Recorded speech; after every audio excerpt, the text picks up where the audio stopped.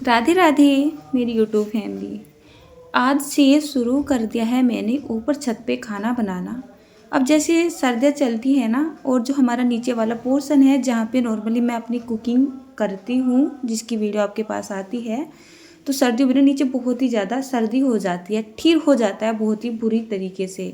तो हम क्या करते हैं, सुबह का चाय नाश्ता बनाने के बाद मैं तो अपनी चाय पानी लेके ना ऊपर ही आ जाती हूँ। अगर धूप निकल जाती है, धूप नहीं निकलती है तो मजबूरी होती है, तो 8-9 बजे तक ऊपर आ ही जाते हैं। फिर पूरा दिन ना नीचे जाने का मन नहीं करता है। एक बात और भी है, सिंपली हम गांव में रहने वाले हैं ना, तो चूल्हे का खाना बहुत अच्छा लगता है और नीचे चूल्हा रखने का कहीं भी सिस्टम नहीं है। मैं खाना ना चूल्हे पे बना लेती हूँ, तो सर्दी सर्दी क्या करती हूँ, चूल्हा चला लेती हूँ। ये जो उपले वगैरह है ना, इनको तो मैं खुद ही बना लेती हूँ गोबर से, जिसको गोस्से है ना, बिटोड़ा बोला जाता है हमारे यहाँ पे। तो मैंने बना के रखे हुए हैं। तो बस ऊपर आ चुके हैं। देखिए अभी टाइम हो रहा है लगभग में 10 साढ़े 10 बजे का टाइम हो रहा है। बहुत अच्छी धूप निकल चुकी है। एक साइड आप कपड़े देख रहे हैं, तो मैं मशीन में ना धो के हाथ से ही कपड़े धो लेती हूँ और ऊपर ही फैला देती हूँ। तो आज मैं दोपहर के खाने की थाली बनाऊंगी, एकदम सिंपल सी। घर का माहौल बिल्कुल भी ठीक नहीं है, खाने पीने को तो मन करता नहीं है, लेकिन क्या करे, खाना तो पड़ेगा ही। तो बस मूड तो थोड़ा ऐसा रहता ही है, काम भी चलता ही रहता है। तो चलिए बताती हूँ क्या बना रही हूँ। सिंपली मैंने चूल्हे में आँच तो जला दी है। नीचे मैंने आधा घंटा पहले थोड़ी सी चने की दाल, थोड़े से साबुत उड़द और थोड़ी सी काली दाल भिगो के रख दी थी, और इसको मैंने अच्छे से धो लिया है। चूल्हे पे खुले बर्तन में ही खाना बनाया जाता है, कुकर में बनाना मुझे अच्छा नहीं लगता है। तो सिंपली मैंने ये दाल भी डाल दी है, पानी भी डाल दिया है। उसके बाद थोड़ा सा हल्दी, नमक, मिर्च, गरम मसाला और थोड़ा सा हींग, बस यही मसाले मैं यहाँ पर डालूंगी। तो नीचे से मैं मसालादानी में से एक प्लेट में करके लेके आ गई थी। अब जब चूल्हे पे खाना बनता है और खासकर दाल वगैरह बनती है, तो इसको बनाने में ना बहुत टाइम लगता है, यानी बनने में ना बहुत टाइम लगता है। तो लगभग में अभी 11 साढ़े 11 बजे का ही टाइम हो रहा होगा इस टाइम, जब मैं ये दाल रख रही हूँ।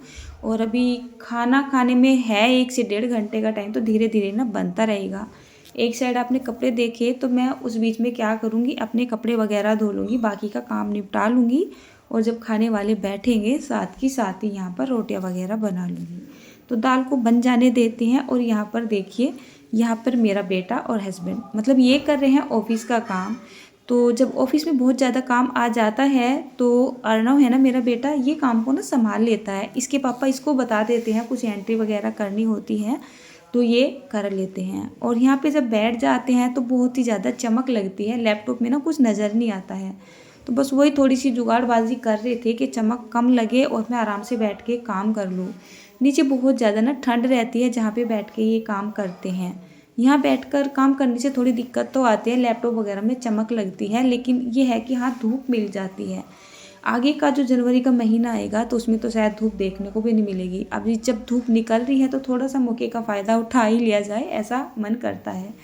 आज मैंने यहाँ पर चूल्हा जलाया है तो धुआं भी हो चुका है। थोड़ा सा हम सिस्टम कर रही थी, मतलब मैंने सोचा चलिए इनके लैपटॉप पे चमक ना जाए, तो चादर वगैरह डाल दी थी। भगवान जी भी ऊपर आ चुके हैं। जब हम ऊपर छत पे आ जाते हैं ना, धूप निकल जाती हैं, तो हम अपने मंदिर के सारे भगवान जी ना ऊपर लेके आ जाते हैं। हमें ऐसा लगता है कि इनको भी तो धूप की ज़रूरत है ना। मन से नहीं मानता है अगर मंदिर में भगवान जी रहते हैं नीचे और हम ऊपर धूप में बैठे रहते हैं। उपले भी ना गीले हो रहे थे और जलने में बड़ी ही दिक्कत कर रहे थे।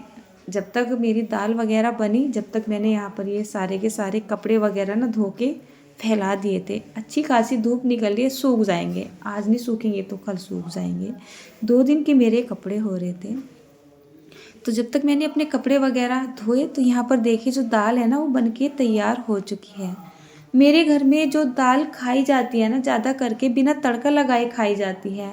और चूल्हे के ऊपर बनी हुई दाल तो वैसे भी बिना तड़का लगाए ज़्यादा टेस्टी बनती है, हमें लगती है, आपको मुझे पता नहीं है।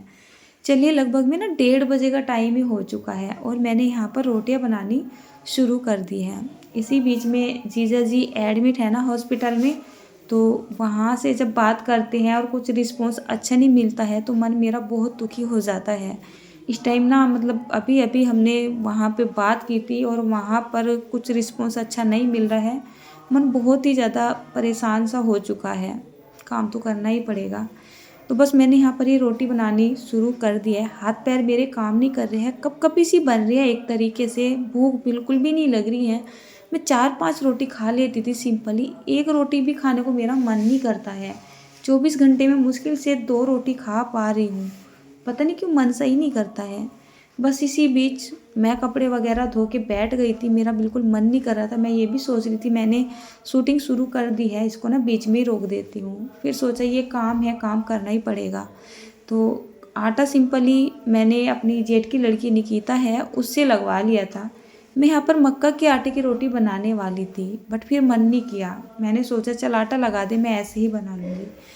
तो जब मैं चूल्हे पे रोटियां बनाती हूँ तो सूखा आटा नहीं लगाती हूँ, पानी की रोटियां बनाती हूँ। गांव में अक्सर जानते होंगे ना, पानी की रोटियां बनाई जाती है।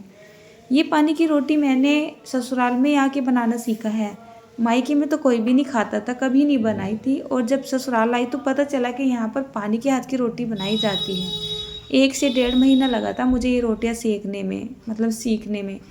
हाथों पे पानी लगाया जाता है, रोटी बढ़ाई जाती है। कितनी बार तो रोटी ना हाथों पे चिपक जाती थी, बट अब तो मुझसे बनानी आ गई है और मैं बहुत ही आसानी से ना बना लेती हूँ। बस साइज में ना थोड़ी छोटी छोटी सी बनती है। मन पड़ा हुआ है मेरा जीजा जी के पास।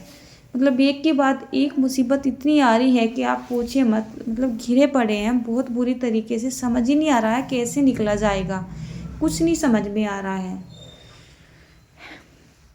एक तरफ भोग का टाइम हो चुका है, यासिका उधर भोग लगा रही है।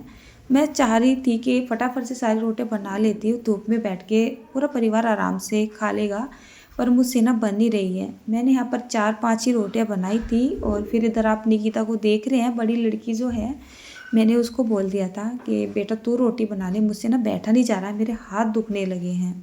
उधर देखिए वहाँ पे भगवान जी बैठे हुए हैं और आज भोग भी ऊपर ही लगा रहे हैं। सोचने लगे जब हम ऊपर बैठ के खाना खा रहे हैं तो भगवान जी को मंदिर में ले जाके क्या भोग लगाए, भगवान जी भी यहाँ पे ही खाना खा के अपना आराम कर लेंगे। तो बस वही अपनी थोड़ी सी भोग आरती चल रही है। चलिए थाली भी लगा लेती हूँ।